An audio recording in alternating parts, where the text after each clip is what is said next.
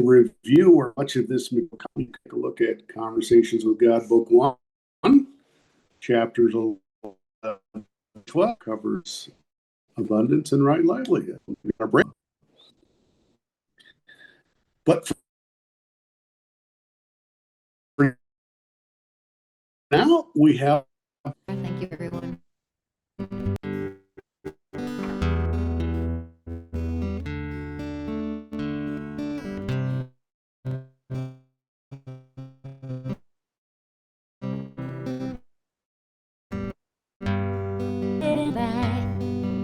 I'm losing track of days, losing sleep at night.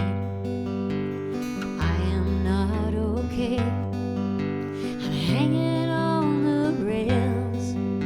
So if I say I'm fine, just know I learned to hide it well.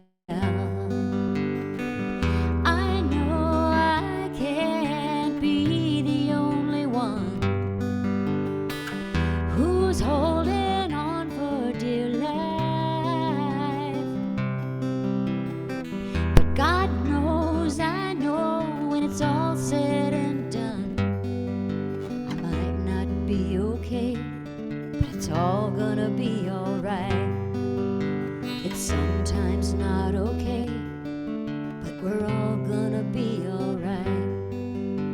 I woke up today, I almost stayed in bed, had trouble on my back and voices in my head. Some days it all ain't bad, some days it all gets worse.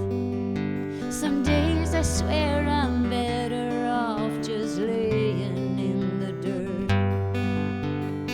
But I know I can't be the only one who's holding on for dear life. But God knows, I know, when it's all said and done, it might not be okay, but it's all gonna be alright. Sometimes it's not okay, but we're all gonna be alright. Gonna be alright.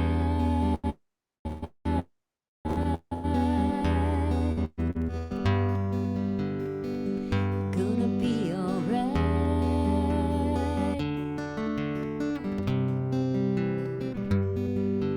I know one day we'll see the other side.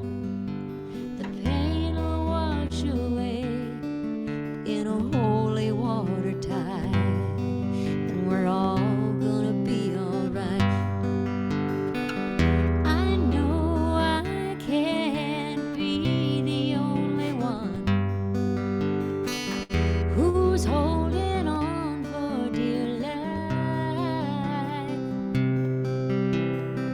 But God knows, I know, when it's all said and done, I might not be okay, but it's all gonna be alright. Sometimes it's not okay, but it's all gonna be alright. We're all gonna be alright.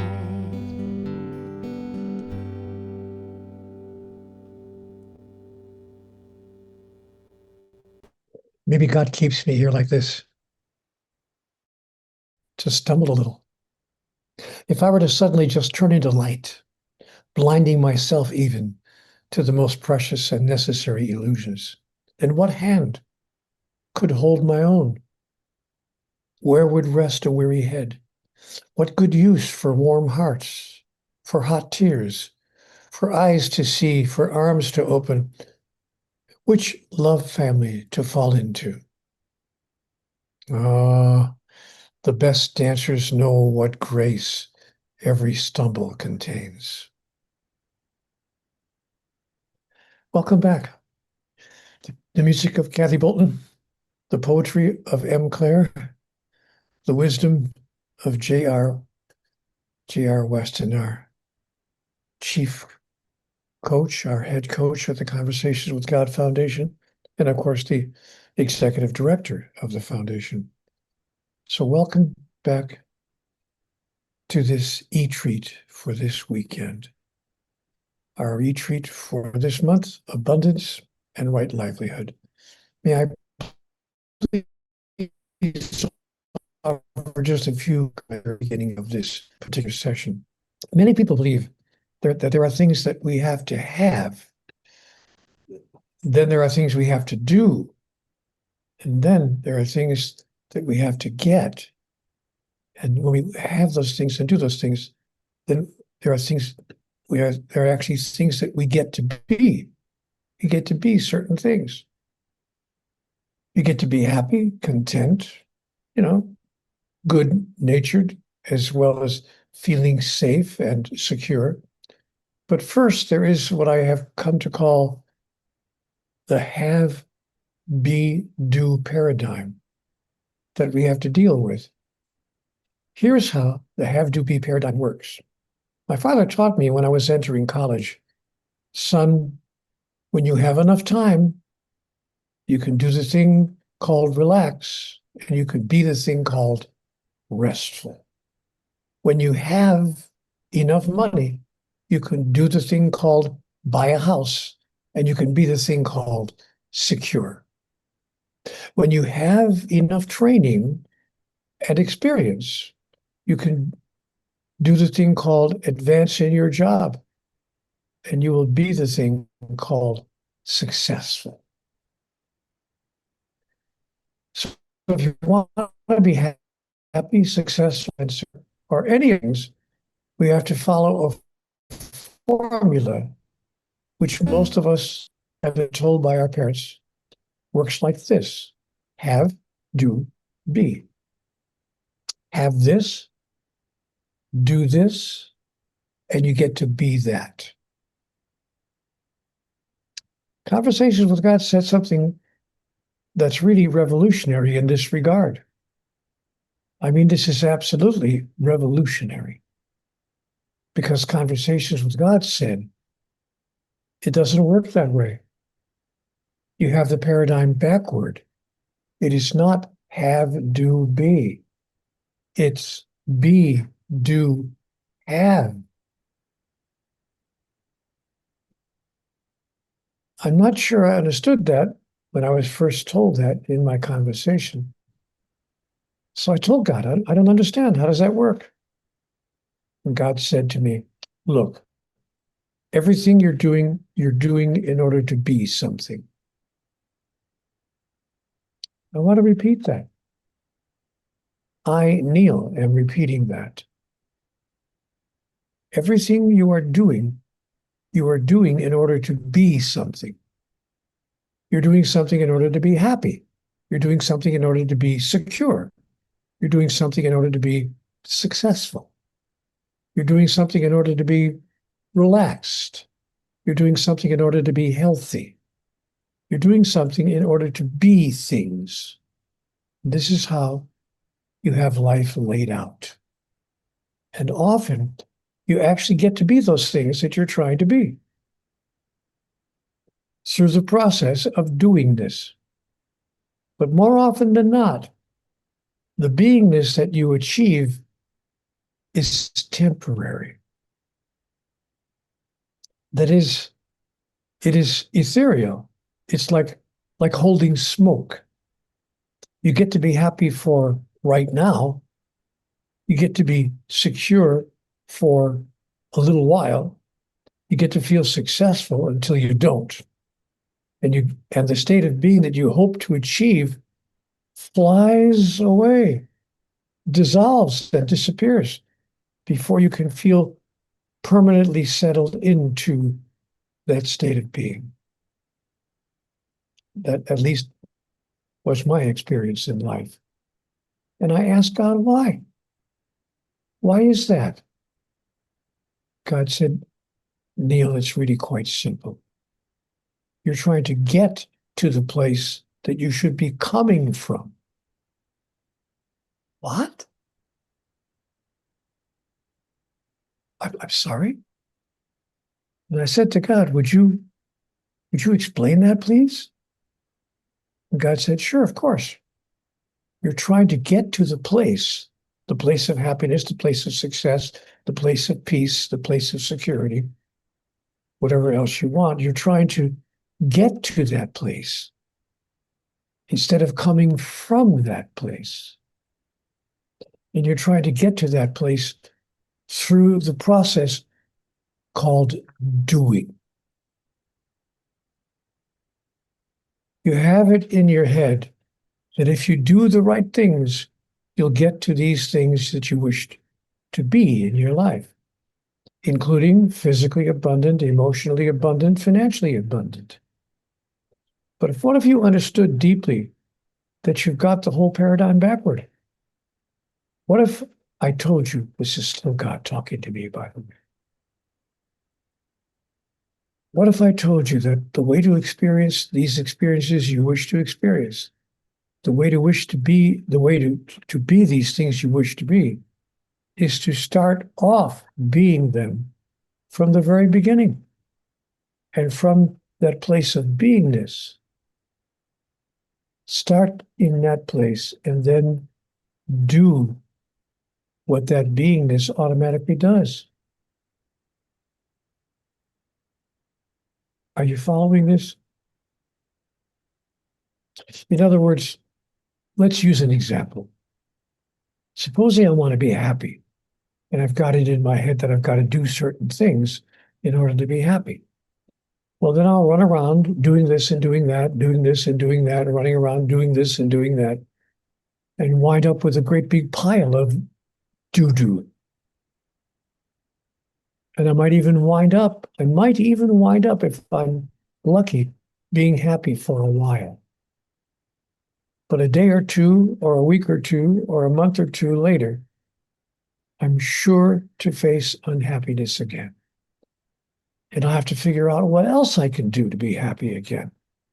Oh my gosh, what else can I do? My mother would say, that's nothing to sneeze at. It's nothing to sneeze at. What we're talking about right now. So I would ask myself, my gosh, happiness has just gone out the window. What else can I do? What can I do now? What can I do in order to be happy again? And so my doingness is an effort to produce my beingness. And God said, turn it around. Turn it around. Let your beingness produce your doingness. Start off being happy. Get up in the morning and say, I'm happy. And I'm just happy. However things are, whatever the conditions and circumstances of my life is, adopt happiness as your state of being. Express it completely. Then allow your body to do the things that happiness does. That is, don't do anything that's not an expression of the happiness you feel or that you choose to feel inside. Well, I said to God, that's an interesting idea, but how in the world can I be happy if I'm not? I mean, I'm not happy. Excuse me, but I'm not happy. How can I be happy if I'm not happy? I can't start out where I'm not. And God said, oh, actually, as a matter of fact, you can. As a matter of fact, that's the only way to create and to manifest a reality that you desire. You can be happy because states of being require nothing in advance of their experience. Let me say that again. States of being require nothing in advance of their experience. States of being are simply arbitrary choices made by those who know how life works. Now, as I look at this closely, I realize that God was perfectly accurate when she said to me, look, Neil, you've already done this. You think you don't do this. You think you can't do this, but in fact, You do this all the time in small little ways, incrementally, every once in a while, episodically, here and there. As an episode in your life, you do this now and then. You've decided in your life to be happy, even when you weren't really feeling happy. For instance, I'll give you an example. When you went to your brother's birthday party, you weren't feeling in a particularly good mood. And as a matter of fact, you were feeling, to be honest, in a rotten mood. You got in the car, and your beloved, your other partner, your wife, sat in the car next to you as you drove to your brother's birthday party. And she said, this is not going to work. You got to get yourself out of your bad mood. You can't go in there and do this to your brother. You're going to throw cold water all over the place. Come on, honey, try to snap out of it. And you said, I'm sorry, I'm just in a grumpy mood. And your wife said, come on, darling. Come on, sweetheart. You can get on top of this. Do this for your brother. Put a smile on your face and just be happy. Just for tonight. And you know what? You did it. You did it. You looked at her in the car and you said, you're right. I've had a bad day, but I'll be okay. And you make a decision. You make a choice. You simply choose to call forth a state of being out of an arbitrary decision to do so. Get out of the car and you walk to your brother's house, smiling from ear to ear. Maybe it feels a little bit artificial for the first few moments, but by golly, before you know it, you're actually having a good time. And you actually are genuinely, not artificially, happy. And you say to yourself, isn't that interesting? Isn't that fascinating how I produced a state of being out of thin air? Now, what God wants us all to know is we've all done this, and we've done it many times in our lives with many different states of being. What would happen if we did it all the time? What would happen if we did it every single day with a wide variety of states of being? Like success, for instance. Supposing you decided to be successful. In other words, full of success. When you get up tomorrow morning, in spite of what could be evidence to the contrary, what if you decided to judge not by appearances? To judge not by appearances, which every master, by the way, has told us. And to simply allow yourself to be successful, to step into success as a state of being, regardless of exterior circumstances or conditions. You would move through the world in a different way. You wouldn't go through the world feeling sorry for yourself or feeling angry or feeling frustrated. You would answer the telephone differently. I mean, you would feel different. What if you decided to be secure? That's a good one. That's a good one. You can feel secure all the time, even when exterior circumstances and conditions may not suggest that you have any reason to feel secure. And that state of being in which you reside will produce a series of doing this experiences that reflect the state of being that you have embraced. That is, you wind up doing things that successful people do, that secure people do. You wind up saying things that happy people say. So the secret here for all of us to remember is that states of being is where it all begins.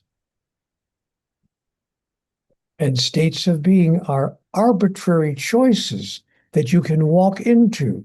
They're not responses or reactions. They're creations that you can step into, that you can allow yourself to flow through you, from you, as you, on a moment's notice through the simple act of choice. Free choice, as it happens. And this is what free will is all about, which we'll explore when we open session 3 of today's e-treat. In another few moments, when we open session 3, we'll look at free will. But I wanted to share with you about the be, do, have paradigm in this particular session. And I'm glad we resolved most of our technical difficulties and have found a way for me to share with you what I had hoped to share with you on this day. So now, this is the opportunity in the second session of our e-treat today to hear from you. If any of you have anything you'd like to say or to add or to share or to ask about, if any of you are looking at any particular challenge or problem that you're facing right now in your life, on this or any other topic for that matter, raise your hand and JR will call on you. Well, he may not if you don't, you have to send him a check. JR calls on people, and the bigger the check is that you send him, the faster he'll call on you. So you have to, get him that money as fast as you can. Or if you can't, then now we're already here. Make that check payable too. Yeah, make it payable. The Conversations of God Foundation, because that's where I love to give. Okay. Oh, Ruth. I thought they had to send the check to you. Oh, wow. No, I guess I got that. Send it to the foundation. I guess I got that wrong. God's been very good to me. Hi, Ruth. Welcome to the space. Hello, thank you so much. This is amazing. I read your books, Neil, in my 20s, so that actually is a very, very long time ago. But it stuck with me, and actually, you reminded me I need to go back and reread them. But my life since then has been a veritable roller coaster, and yes, a lot of synchronicities and a lot of occasions where I have chosen to be happy or just not worry about the outcome, and that's led to some miracles. And I just wanted to share that a year ago, my daughter died, and it was a process that we were kind of expecting it, but it happened in the end quite suddenly. And I was very grateful for the opportunity to be with her in the ICU for 10 days. And so many of her friends came in. She was 22, so all her friends were around the same age. And I found I found it very comforting that so many of her friends came, and I ended up actually comforting them and advising them. And I kind of was removed from the grieving parent kind of role. And after she passed on, it made me obviously go through grief in kind of the grittiest of ways. But it also allowed me to really reassess what my purpose is in life. And I think I have found it. And I have tried very much to embody being that person. And my mission is to help people to really find who they are at their core, which is what you have always talked about, really. And I try and exude that. I'm working a temporary job at the moment, and everybody I come into contact with, I purposefully try and find something to give them as a gift. And I have been very patient for a very long time. Lots of things have gone horribly wrong for the last few years. And my question is, and I know I should know the answer, but I'd like to hear it from a wise soul like yourself.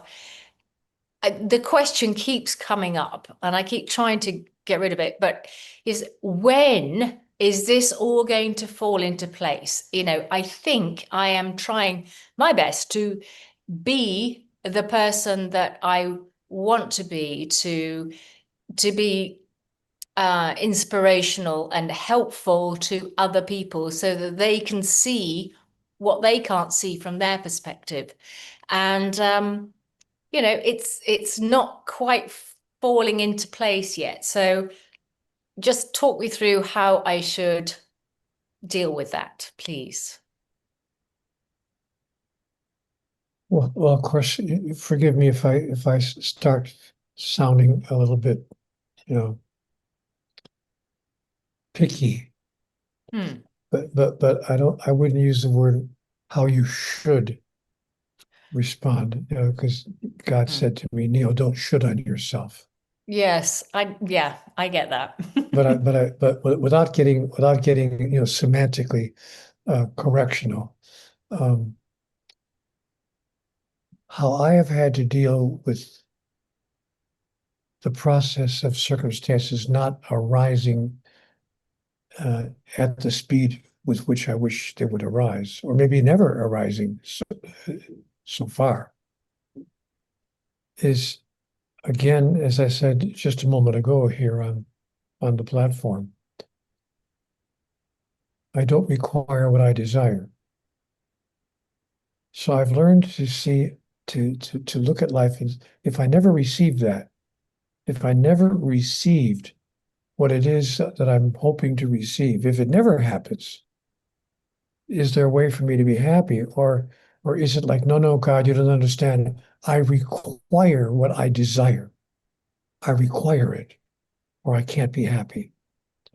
So what I've learned in my life is to take the requirement element out of the game. And just decide that just being alive in my body for now is sufficient and provides me with ample opportunity to be any aspect of divinity, any aspect of my true self that I wish to be.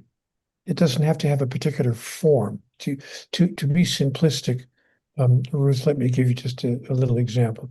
If I want to be helpful to other people and show them the way that they can find their own highest outcomes and their own highest experience and so forth, if I want to be helpful to other people, I can do that in the way I'm doing it right now, with this programs like this, and hope that there's an audience and hope that people show up. But if there is no audience and people don't show up, and it's just not falling into place the way I want it to fall into place, and my practice is not developing the way I hoped that it would develop, that doesn't mean that I can't be compassionate, helpful, and present in that particular way with other people. I mean, as soon as I walk out the front door of my house, in fact, I don't even have to walk out the front door.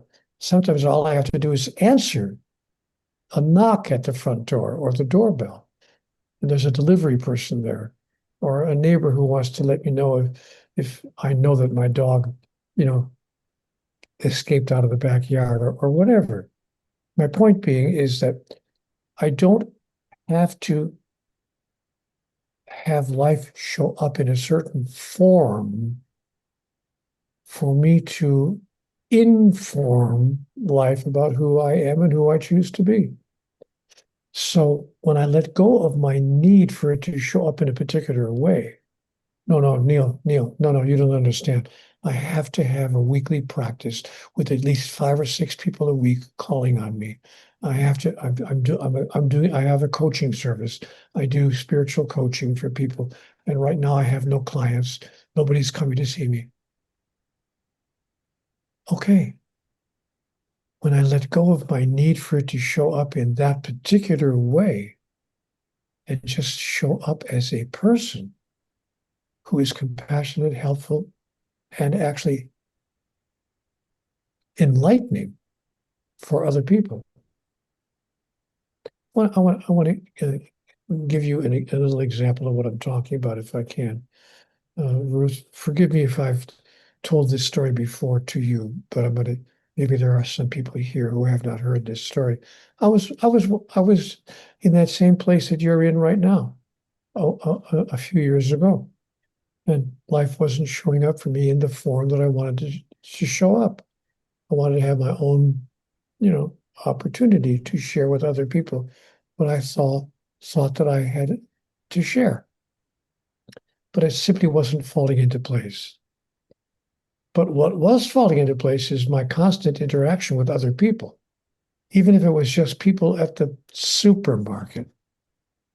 And I did find this lady at the supermarket that I had a wonderful 20-minute conversation with, because she was interacting with her child. She had her little 3 or 4-year-old child in the cart, in the shopping cart, sitting there, and the child was reaching over and grabbing grapes out of the produce department. And her mom said, "No, no, honey, don't eat the grapes. Don't touch the grapes." But the child, of course, wanted more grapes, so she reached over to grab more grapes. And finally, the mom gave her a little tap on the hand. It wasn't, a nasty slap, but she did give her a little tap on the hand. "No, sweetheart, mommy said no, don't touch the grapes." And I walked over to her and I said, "You know what?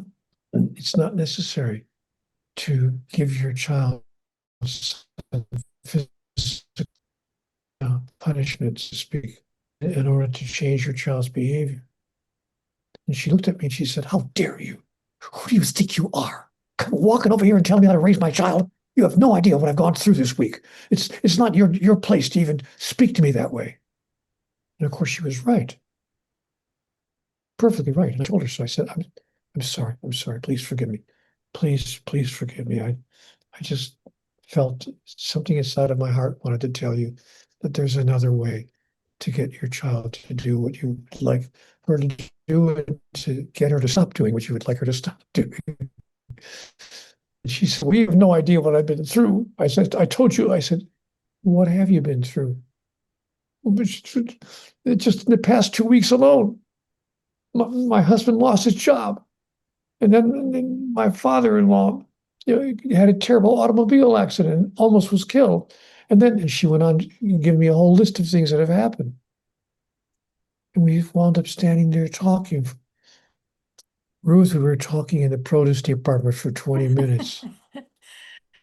I was sharing with her, a few thoughts that I had about things. She was sharing with me her trials and travails, her experience. We got to a place where we, came to softness with each other and gentleness with each other. And she felt a tiny bit better about life when we finished our conversation. And she looked at me before I said goodbye, and she said, wait, just 1 minute. She said, What are you? What are you, some kind of minister?" And I remember looking at her and I said, "Yes, that's what I am. Some kind of minister." Thanks for letting me chat with you here today. That's beautiful. Thank you so much. Thank you, Neil.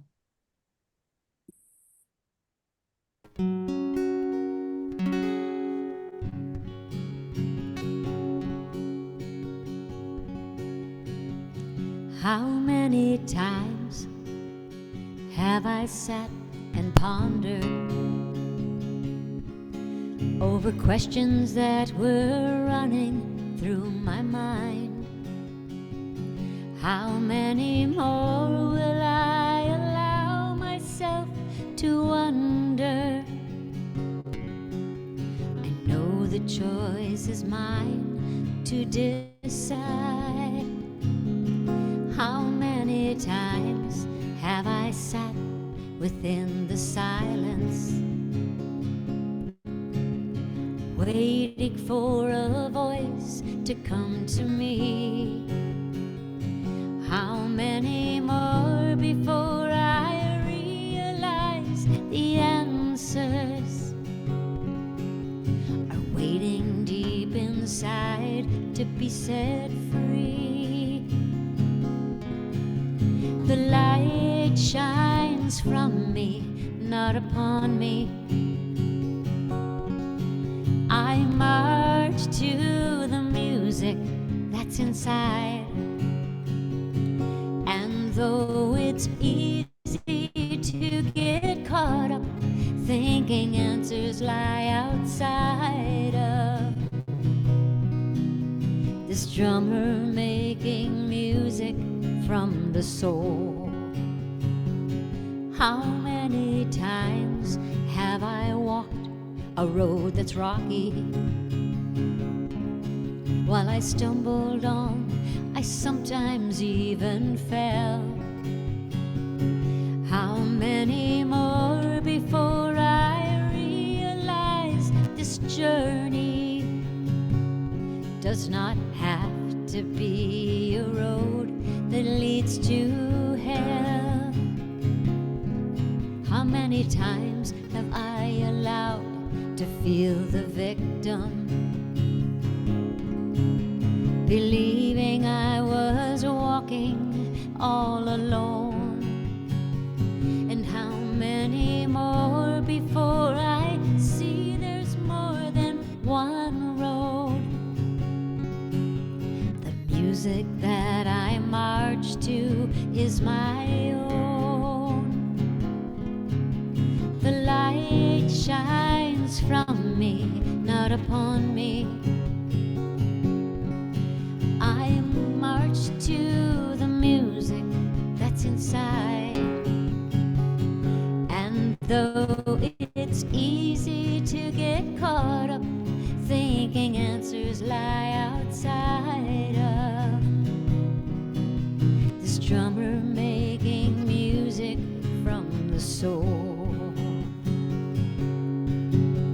the light shines from you, not upon you. You march to your music that's inside. And though it's easy to get caught up thinking answers lie outside of the drummer making music from your soul. You're a drummer making music from your soul.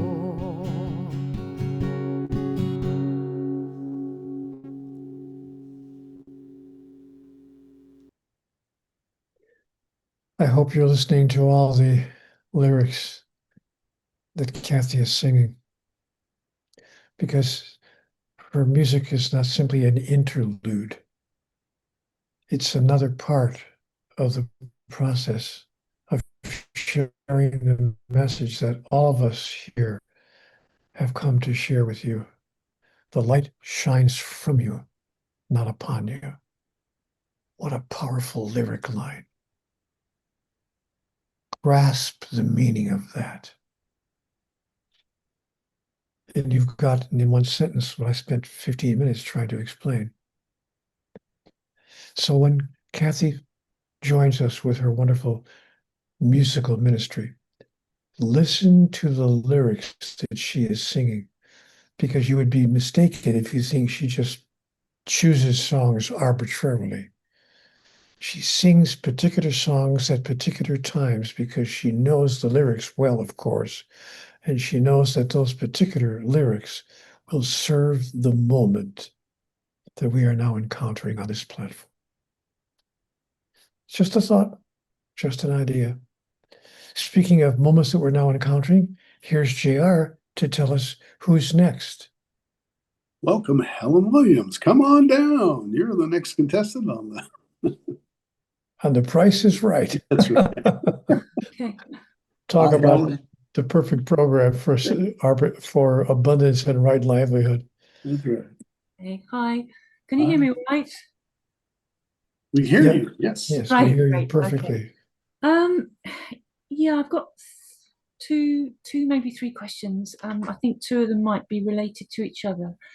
I think your heading for this session was something like abundance and right living. Right livelihood. Okay, yeah, sorry, right livelihood. I'm wondering how they're connected.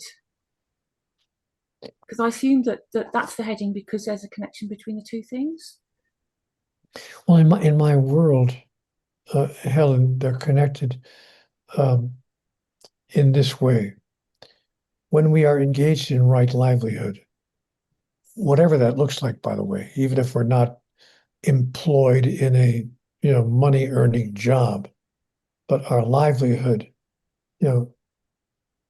is what we're doing and what we're being at the same time.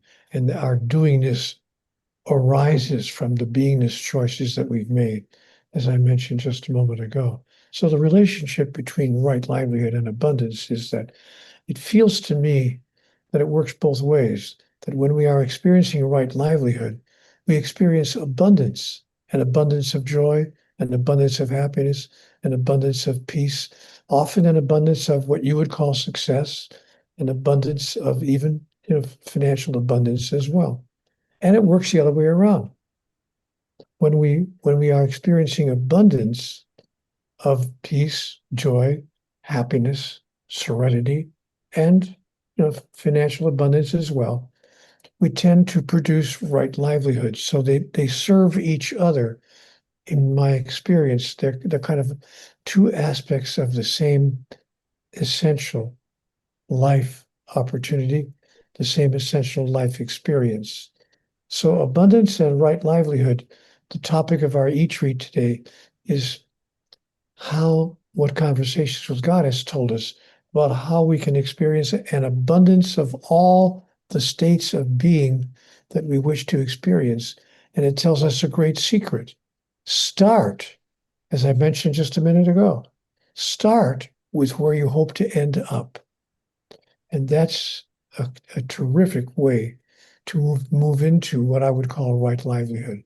Now, in terms of occupation, one last sentence without going into a speech here, Helen, but in terms of a last sentence, when I know that what I'm doing to earn income in my life is something that makes my heart light up,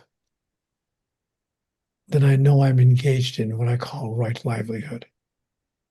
And the trick is that your heart can light up no matter what you're doing. If it's your intention for your life, for your heart to light up through the doing of anything whatsoever, no matter what you're doing. So we can discuss that in greater detail in a minute, if you wish. But that's my answer to your question. How do these two topics relate to each other? Okay, thank you. Yeah, I suppose in my head, because I've often had a sense of lack, and I suppose in my head, and this idea's probably come from my sense of lack, that I'm thinking of abundance as something that I'm going to get, I'm going to receive, but the right livelihood aspect of it maybe points to if I were to give of myself, I would be getting quite a lot out of doing that as well. Yeah. Helen, do you work at a job? Are you a salaried employee somewhere? Yeah. Cool. Without, you don't need to tell me where you work, but just in general, what type of work do you do? I work in care. Oh, you work in care. Yeah. Wow. Wow. That gets you an opportunity. That brings you an opportunity to be compassionate, patient, understanding, giving, generous with your emotions.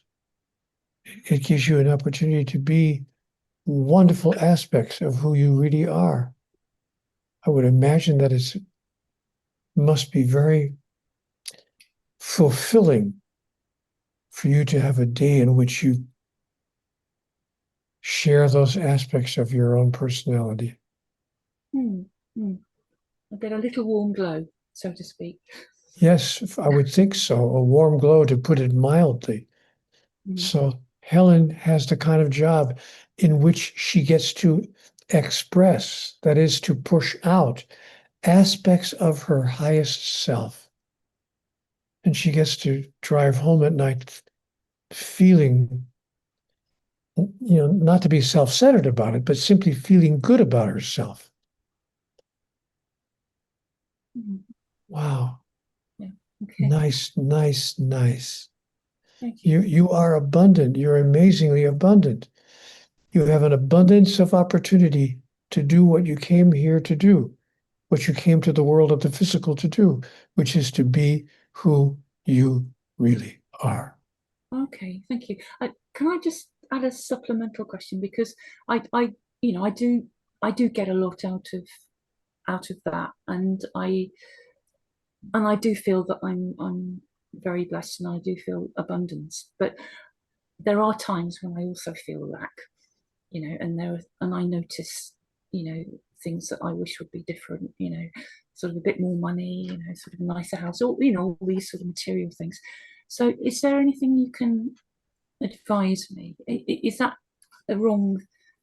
Well, yeah, I mean, I just don't know how to shake off that sense of lack sometimes. Well, how I shake off my sense of lack is by paying attention to my awareness. And I'm not making this up to be dramatic, Helen. I promise you, I'm not trying to be dramatic. I'm simply being factual. Yeah. But using my factual understanding that fully 1/3 of the world's people, possibly more than 1/3 of the world's people, have much, much, much less than I do. Yeah. Yeah, and so when I compare myself, you know, I'm not going to tell the whole story here, but you know, I have a story of when I went to Ouagadougou, which is a city in Upper Volta, the country of Upper Volta, and I was invited to go to Ouagadougou to give a lecture. I won't go into the whole story, but I can tell you that once I visited Ouagadougou and was invited into the home of a family who lived in Ouagadougou, I came back to the United States and never again, I mean, never again, felt a sense of lack. Yeah. So you know, I would give you an opportunity. I would give you the advice. I'd offer you the suggestion to look around, take a look at the world, and see if there wouldn't be millions of people. I'm not talking about a couple 100,000, millions of people who are looking at the way you're living right now and say, "You call that lack? Mm. Wow." Yeah. Yeah. Okay. All right. Thank you very much. So it's just about changing your point of view. And now, let me tell you why this is important. I don't mean to go on and on, Helen, but let me tell you why this is important. When we change our point of view, we change the energy that we are projecting into the world. And we are projecting the energy of a person who feels lack. We are projecting the energy of a person who feels abundant, who feels grateful, deeply grateful for the abundance that she is experiencing. And that gratitude reproduces that for which we are grateful. Folks, I want you to hear what I just said because you may have missed that. It's a major metaphysical point. I was told by God in my conversations with God that here's how metaphysics work. You ready for this, folks? What flows through you sticks to you. The energy that you put into the world returns itself to you in like kind. So, how do I change the impulse that I might have to feel a sense of lack? I tell my mind, you know what? I don't want to produce lack in my life. So I'm not going to, I'm simply going to change my mind. And I'm not changing my mind, you know, fictionally. I'm not pretending that it isn't true. I'm changing my mind using the truth, not something that I'm making up. Ruth doesn't have to make up stories to realize that she is abundant. All she has to do is look around. Not even look around the whole world, look around her own community. I'm curious, Helen, what city do you live in? I live in a small town in West Wales. In West Wales. Yeah. I'm sure that if you move through the area in which you live, without even having to look, you know, across the world, just move through the area in which you live, you will see people who have much, much less Yeah. than you have right now. Mm. And some of them, believe it or not, might actually be smiling and be happy. That is, they might be happy people, wishing they had more, perhaps, but not allowing themselves to fall into unhappiness or a sense of lack because of it. So I just, what I've done, the answer to your question for me is all I've had to do is remember Ouagadougou. Once you've been to Ouagadougou, you never feel a sense of lack for the rest of your life. Because in the family that I lived with in Ouagadougou for a couple of days, Helen, they had no electricity. They didn't have a washer and a dryer. They didn't have a dishwasher. They didn't even have electricity. Mm. They lived by candlelight. Mm. And they were happy. Yeah. Right. Wow. Yeah. So let yourself use your life as a moment-to-moment opportunity to send into the world gratefulness and every positive aspect of who you are. And I believe in the long run, your life will begin to change and you won't experience lack at all. You'll experience abundance because it's not a lie. We're not making it up. It's the truth. Mhm. Yeah. Okay, that's really helpful. Thank you. You're welcome. Mm. You know what? One last thing I want to say to all of you, and this isn't just for Helen, but this is for all of you, especially for Tim and for Joel and for all of you. And that is this. Most of us would probably agree that we have, you know, a good life, a relatively good life in terms of abundance. We're doing okay. We don't necessarily experience huge lack.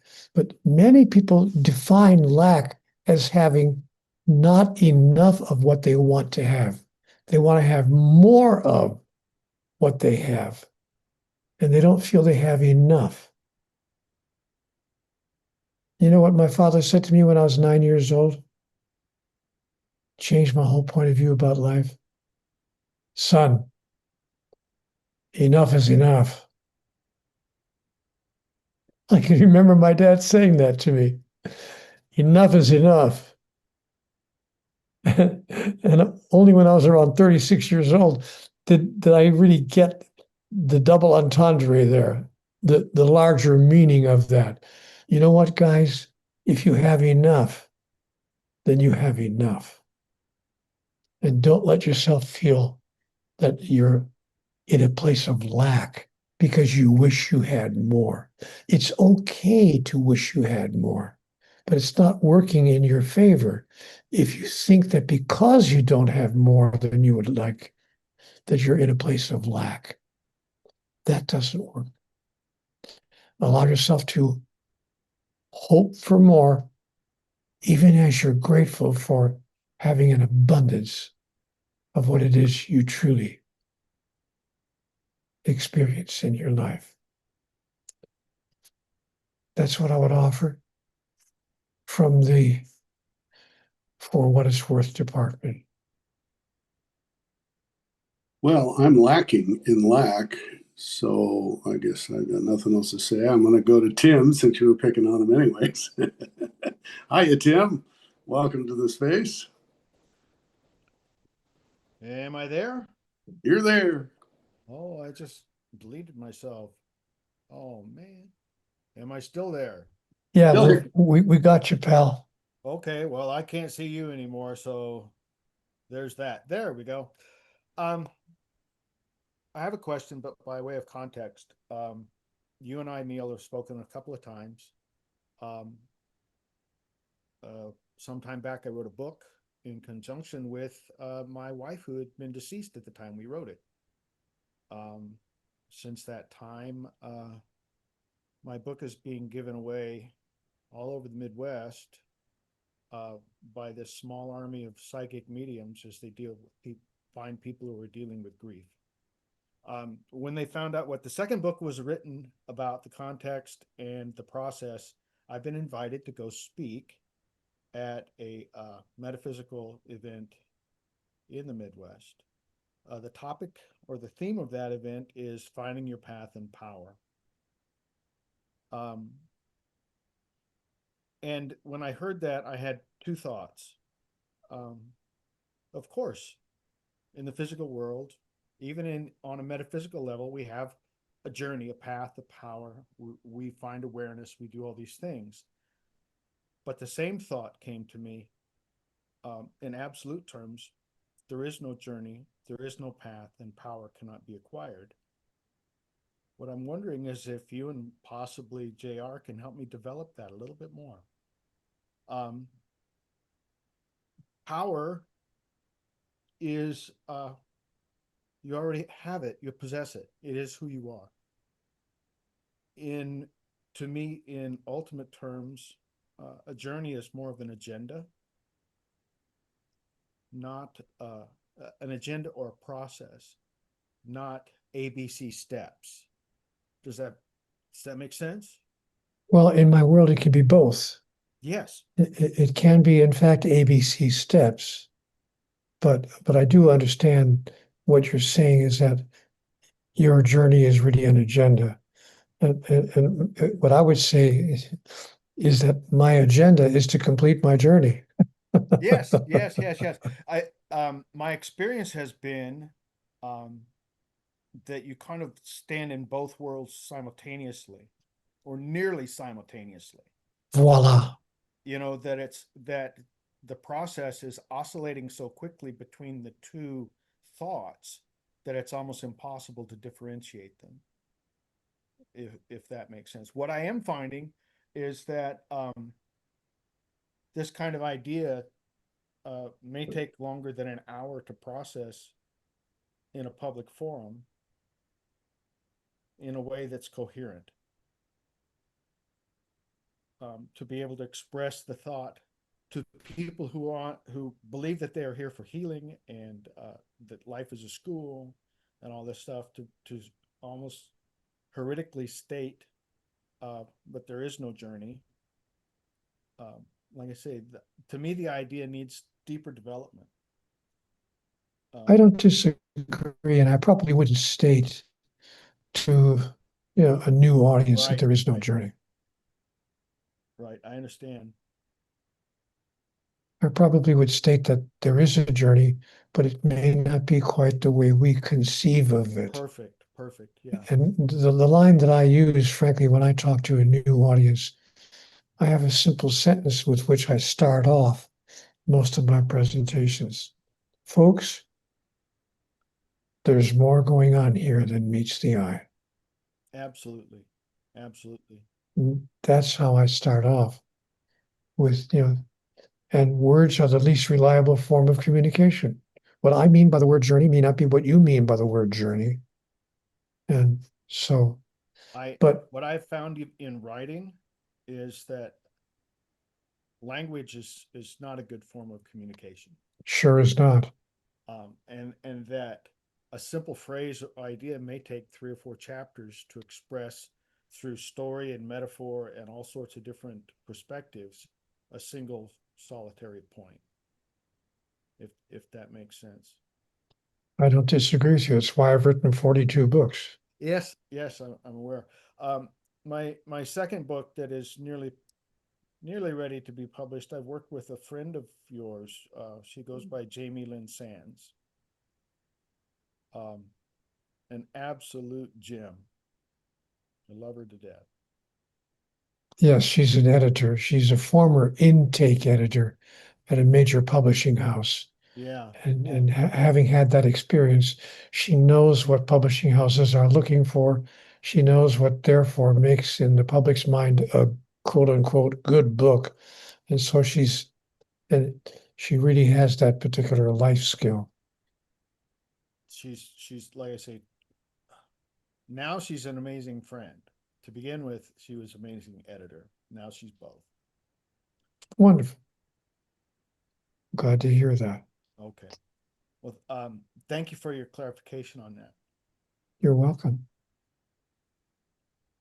Thank you, Ken. Bashiro, I may have accidentally lowered your hand, so I'm trying to find you on my list here. I want to, if you can raise your hand again if you wanted to share. I didn't know if you took it down or if I did.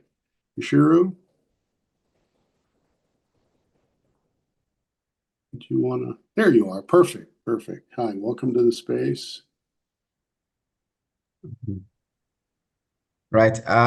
Thank you very much for the opportunity. So my question is on so from the book one, how to create the life that you want. So you kind of make a statement of how your life want to be, or you declare to be something, or you declare to be who you are, and coming from the state of being. And I also read, or I understood from that point, that sometimes when you declare, for example, to be loved, you are going to have an experiences that are in opposite to what you declare.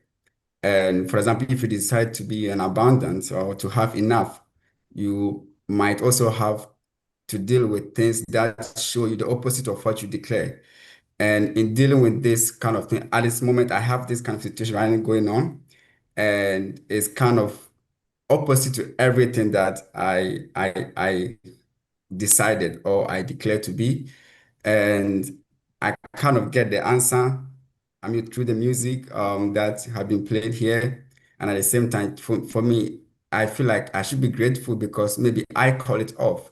But at the same time, I kind of also ask myself, I mean, why should I have to go through that process? Why should it be me be reminded of everything that I am not, for me to be able to get to who I want to be. And I am in this place of whereby I have to be, I mean, I try to be positive, try to think, to be grateful, but at the same time, I'm dealing with a situation that is somehow bigger than me, and it makes me sometimes to be negative, even though I really want to be positive.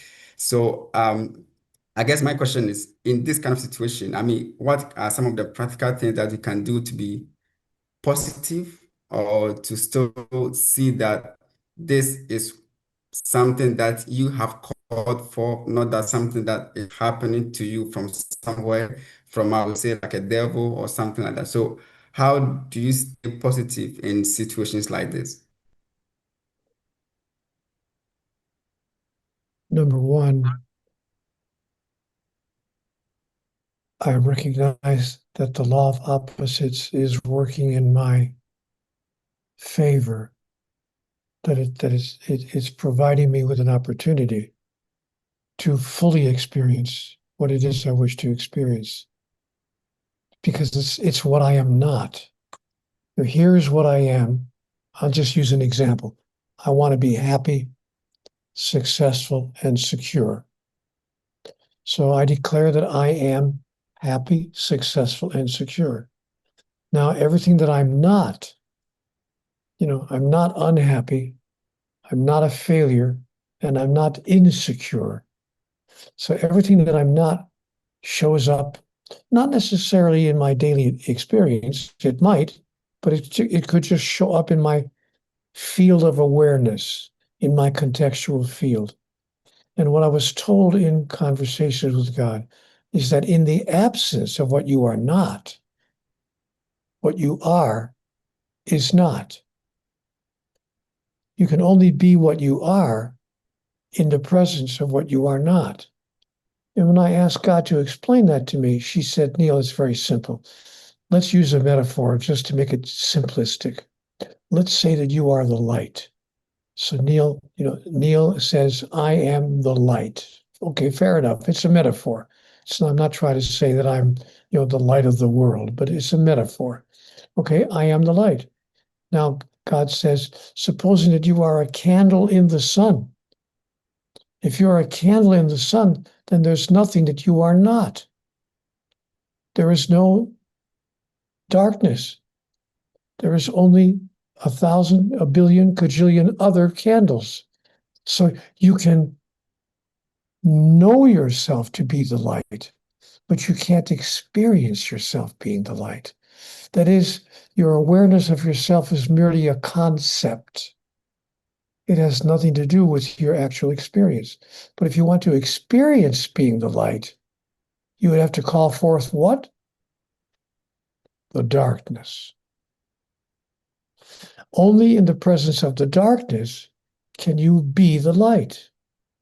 It's a metaphor, but it helped me understand perfectly how this law of opposites works. Therefore, raise not your fist to heaven, and curse the darkness not, but be a light unto the darkness, that you might know who you really are, and that all those whose lives you touch might know who they really are as well. Let me ask you, I hate to get back into this, but Bashiru, have you eaten any food today? You got muted somehow. We can't hear you. Yes, I mean, I've eaten many times today. Ah, that makes you a lot more abundant than I was when I was living on the street. I was lucky if I could eat once a day, and I was lucky if the one thing I had a day was maybe a hamburger or maybe a bag of French fries that I could buy at a fast food joint if I was able to ask enough people with my hand out for a few coins and a few dollars to help me out when I lived on the street. So if you've eaten many times today, voila, you're already more abundant than 1/3 of the world's people.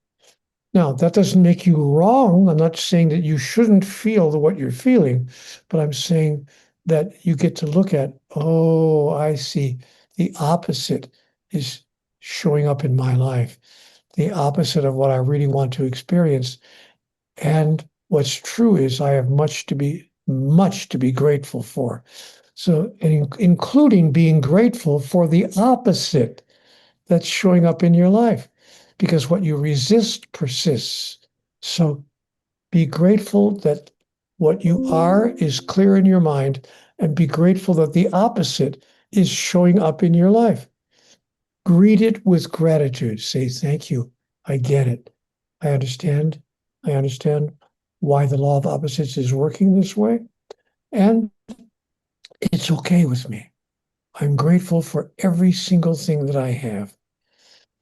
My intelligence, my awareness, my understanding, my if a person came to you, I'm kind of curious, Bashir, if somebody came to you and said, I'm really in deep trouble, I don't know what I'm going to do. I need some help. I need some, maybe could you just give me any kind of help? Maybe just a hug, maybe just a kind word. Could you give me some kind of help? Would you just ignore that person and say, leave me alone? No. Of course not, because you have an abundance of compassion, because you're a kind and generous person, because you're a wonderful human being, because you understand who you really are. Therefore, when you encounter the opposite of what you would like to continue being, when you would like to experience more of what you already have, and when the opposite shows up in your life, simply allow it to be. Do not resist. Resist persists, and just say, you know what? It's okay. I'm going to do just fine.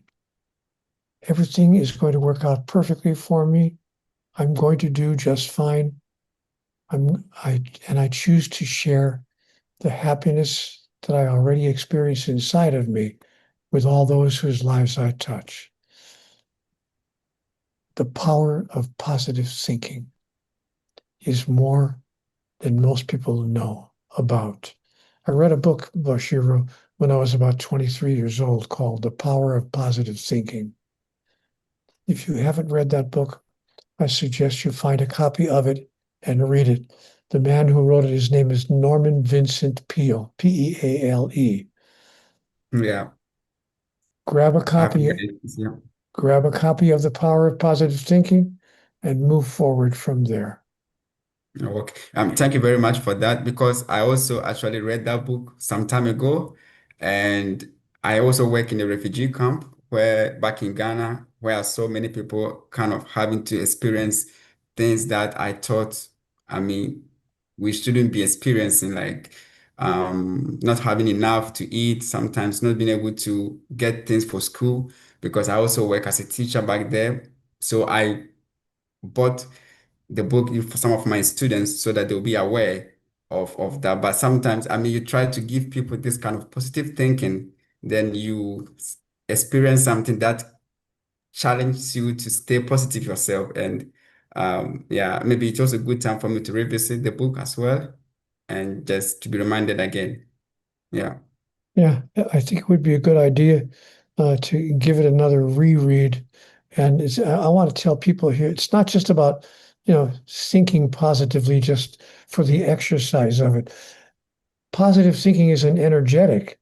The energy that proceeds from us is a magnet. Energy is a magnet, and our thoughts are magnets. So I've learned that everybody should put that on their bathroom mirror. My thoughts are magnets. And to understand then that what I think about, I bring about. Remember that always, folks. This is not just for Bashiru, it's for all of us. What I think about, I bring about. That's been my experience, and that's what's meant by the power of positive thinking. Thanks for your question, Bashir. It gave me a chance to express some of those ideas. Thank you very much for your answers. That's so comforting. Great, great. Joel. Hi, Joel. Welcome back. Hi, thanks, JR. You hear me okay? Hear you perfectly. Well, thank you. It's good to see you. I'm glad you got your technical issues taken care of there, and good to hear you, Neil. This is my first time on one of these, and but the first time I actually came across one of your books was about 6 years ago, and my family was actually homeless. We had been evicted from our home because our landlord raised the rent exorbitantly because he could, and we weren't able to meet that, and so we had to leave and couldn't find another place to live, and so we were actually through the generosity of friends given a free stay at a campground. So we were staying in cars and tents. Thankfully, we never were in the situation like you where we had to like beg for food.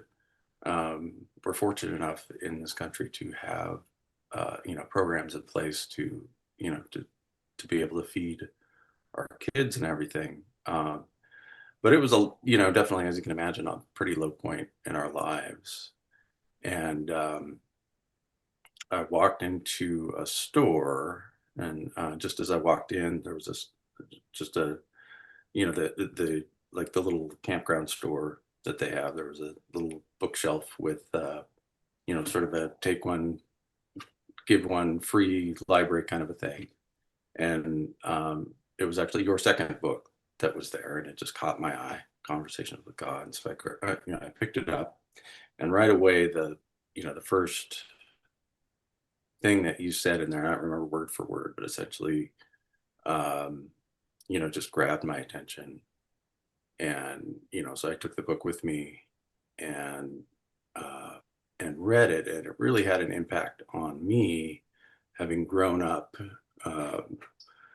with a lot of the negativity around money. Like you talked about, the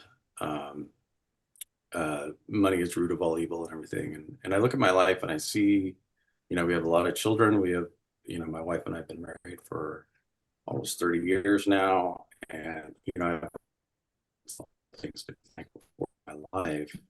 but one of the things that we've always struggled with financial lives, and something we continue to work through. But similar to, I think, a lot of other people here, when we think about abundance, a lot of times we think mostly of money, of material wealth and everything. And but one of the things, sort of back to what Shiro was talking about, and what you were talking about there, is something that we were able to keep with us, is that positive attitude. And a lot of people knew our situation, and they looked at us and they're like, why are you so positive? Why are you, how do you how do you even continue on in the situation, even though it seems like all the cards are stacked against you? And I never really had a good answer to that. I'm aware of Norman Vincent Peale's book, but I've never actually read it. It's just been those things are just practices that we've had in our lives, and it's something that we continue to practice to this day, regardless of the ups and downs. And I think that's a testament to what abundance truly is the ability to give even from a seeming amount of lack. It's like what you mentioned, is like, if you have $3 and you give $1, you obviously have more than enough. It doesn't feel like it in comparison, because life is full of comparisons. We're always comparing ourselves to each other, and to our past and future self.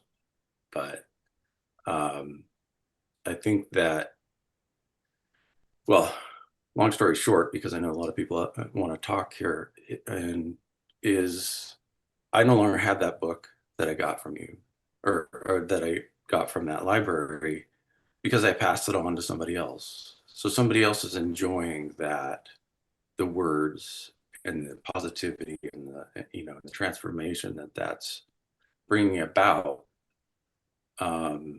unbeknownst to you. And the ripple effects of that, somebody left that for me, and I passed it on to somebody else. And that's kind of how abundance works, is it continues to generate and regenerate that sort of energy that you put into the original book, and the things that have had such an impact on people, myself and my family. So I just want to say thank you, and I appreciate that. And I don't really have a question. I just had that feedback. So thank you. Thank you for sharing your experience with us. That's very inspiring to me to hear what you've gone through and how you've gone through it. Thank you, Joe.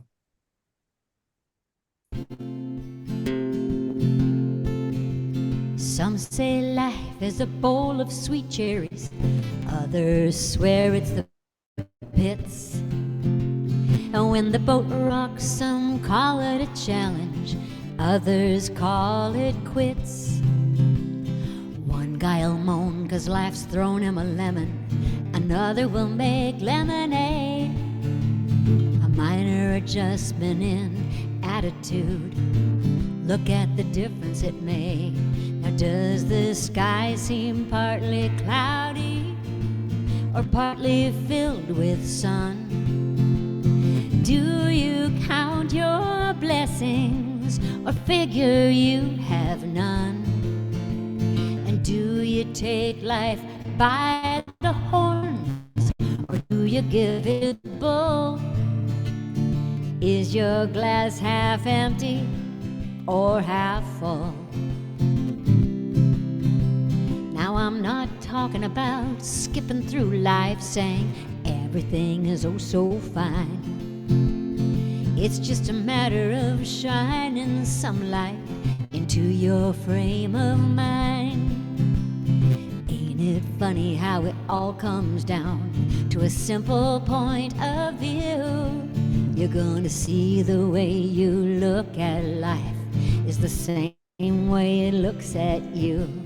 And does the sky seem partly cloudy or partly filled with sun? Do you count your blessings or figure you have none? Do you take life by the horns, or do you give in to the bull? Is your glass half empty? Is your glass half empty? You better take a good look, or half full.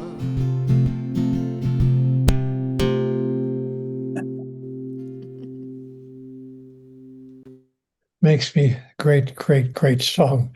Perfectly placed again, Kathy, and it makes me want to read a poem from the American poet M. Clare.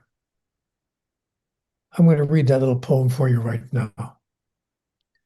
God says for me to tell you this: nothing needs fixing. Everything desires a celebration. You were made to bend so that you could find all the many miracles at your feet. You were made to stretch so that you could discover your own beautiful face of heaven just above all that you think you must shoulder. When I appeal to God to speak to me, I'm feeling just as small and alone as you might be. But this is when, for no particular reason at all, I begin to shine.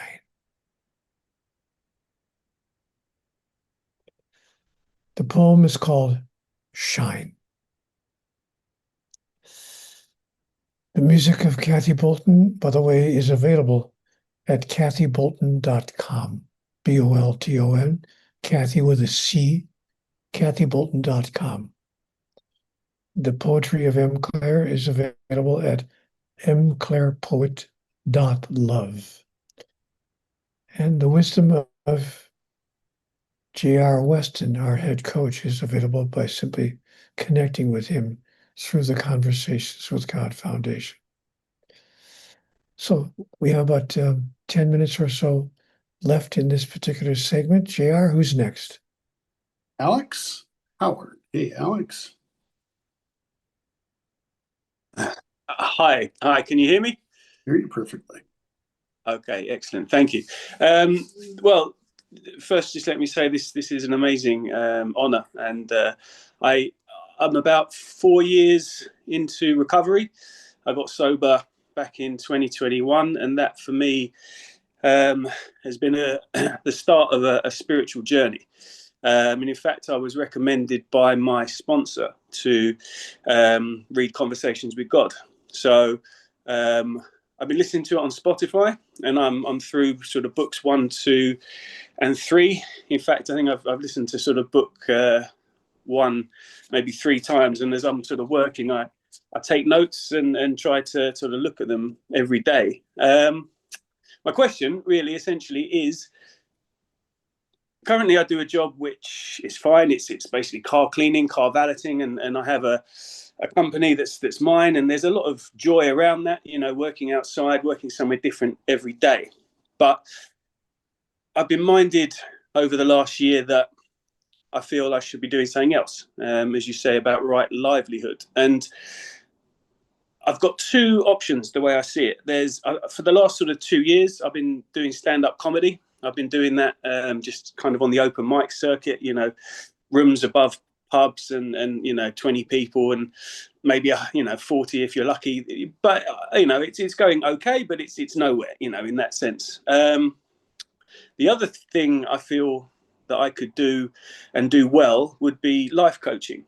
You know, as part of the program of AA, you are sponsored and you also sponsor other people, kind of like mentoring, and I do that, and I get a great deal of joy from that also. And so I've been asking God for some guidance, and I pray and I ask, you know, where best suited I could be of service, you know, where he could best work through me. And then when I meditate afterwards, the answer that comes back almost shouted is that, you know, life coaching would essentially be the best thing for me. The problem I've got is that life coaching isn't what I think about all day, every day while I'm cleaning cars. What I think about is comedy. What I think about is bringing laughter and joy to the world through that avenue.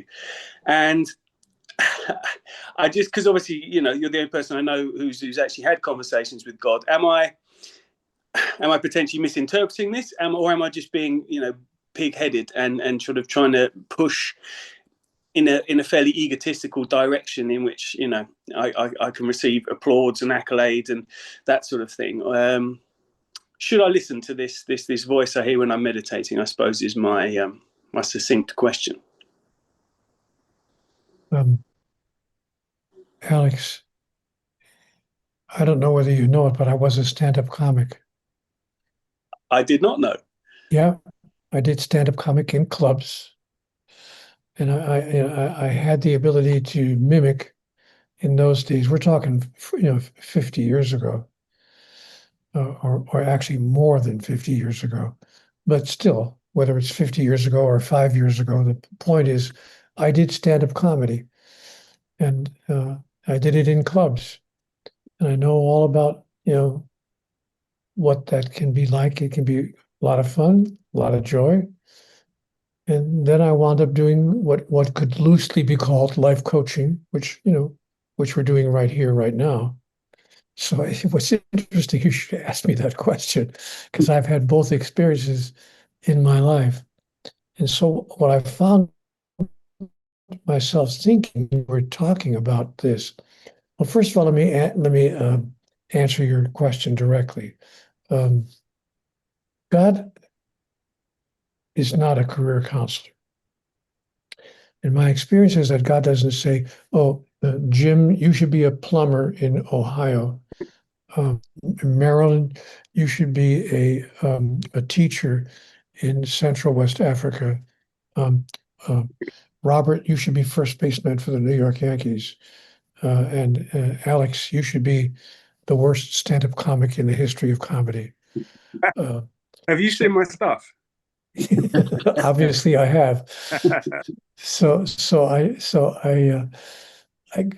My experience has been that God does not have, counseling advice to give all of the cajillion of individuals in the universe. God has, and it's not God's function to do so, because God would then be taking your free will away from you. You'd become dependent on the advice of, the highest power. And God would never put herself in a position of replacing your own highest power with her higher power, because you think that he's the one that has the answers for you. So God makes it very clear that he does not have the answers for you, and she refuses to allow you to think that she does. So where does that leave us then? Free will. So what I want to say in the area of free will is, why does it have to be one or the other? I found that I could do two things. My comedy was mostly at night. I didn't do very many 2 p.m. events. I didn't do very many 9 a.m. events. I did most of my stand-up comedy, not most of it, actually all of it, after 6 o'clock at night. It was an evening experience in clubs where I worked. So I could do during the day what I wanted to do, including if I wanted to do coaching, I could do coaching. So I think that what I would offer you is the idea that it doesn't have to be this or that. Even if you wanted to do stand-up comedy full time, I would suspect that 90% of your bookings would be in the evening. That would give you plenty of time, Monday through Friday, if not 7 days a week, to do whatever coaching you wanted to do. You can do both. And then see, I want to put it this way, which one takes off. Or continue to do both for the next 25 years. So I think you're looking at it from a position of false choice. It's not a false choice. It doesn't have to be this or that. It can be both and. Sure, and I get that. I suppose the problem is one of time and one of money. If I wanted to be a life coach, a decent quality kind of qualification, and I know you don't need to be accredited, but I feel I would like to be, is about £6,000 and a year or two of study. I obviously have a current full-time job. I do 3 AA meetings a week. I have a son. I have a girlfriend who lives about 50 miles away, and that's 1 or 2 nights a week. And if I was to do comedy, I would need to go on some courses for that. They're maybe £400-500. It's just, and the other thing is, health wise, I'm okay. But I just feel low energy all the time, and I'm aware that I have to be conservative about what I take on. With having an already sort of full schedule and a full life.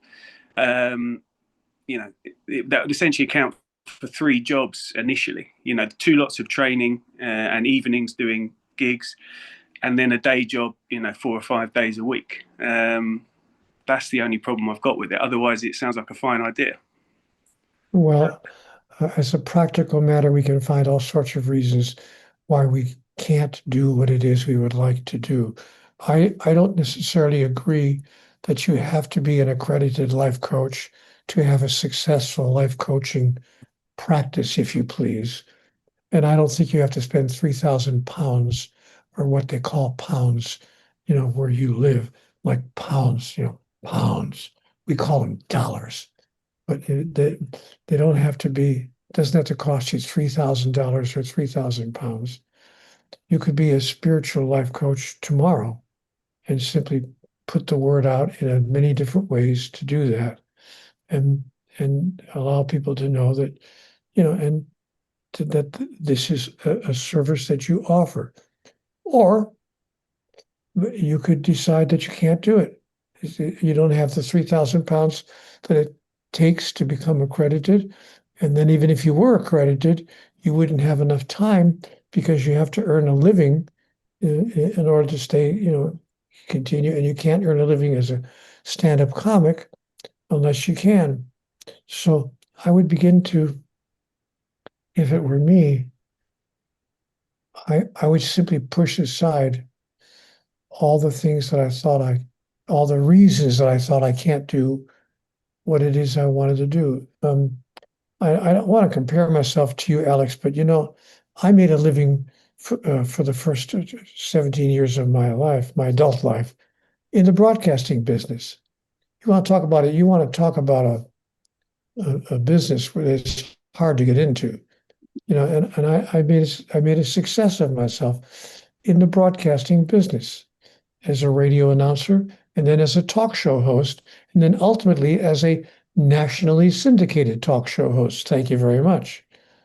And I wound up doing that because I just gave myself permission to know that I can do this. Then I decided I'm a writer. So I went to my local newspaper, and I just went to see if they had a job. And they did. They had an opening. So I got a job at the local newspaper as a little reporter. I was kind of like a cub reporter, doing nonsensical stories at first. And the important assignments went to the more senior reporters. But after a while, I started getting, some of the more important assignments. And ultimately, I became an editor at that newspaper, a copy editor, and a news page editor. And finally, in the newspaper business, I wound up as a managing editor of a newspaper that was owned by a friend of mine, who saw my talent and hired me as a managing editor. My point is not how successful my life has been, but that my success grew out of my insistence that I could have my way. And I overcame all sorts of obstacles. Now you might say, well, you didn't have the expenses that I have, and you're right. I only had 9 children. That is correct. You heard me correctly. I had 9 children and 3 ex-wives. So I was having some obligations that I had to meet. But I simply refused to think that there wasn't a way to get from where I am to where I wanted to be. So I stayed the course. And I continued to do what I really wanted to do. I believe there's a way for you to be a coach and for you to be a stand-up comic and get away with it. You know, people say to me, people say often I meet people these days and they say to me, "Hey, Neil, how you doing? How you doing these days?" And I say to them the same answer all the time. I'm getting away with it. That's excellent advice. Thank you very much. Just from the For What It's Worth department. Don't let life stop you. Appreciate that. Thank you. Time for our break, Neil. Oh gosh, we're past our break time. I didn't realize how long I had been talking. Okay, so we'll start at 5 minutes. We'll give ourselves 30 whole minutes. We'll come back at 5 minutes past the top of the next hour. Everybody got that? 5 minutes past the top of the next hour. We'll come back with segment number 3 of our program today. Thanks for being with us. Don't go away. Keep your computers on, keep your hands up.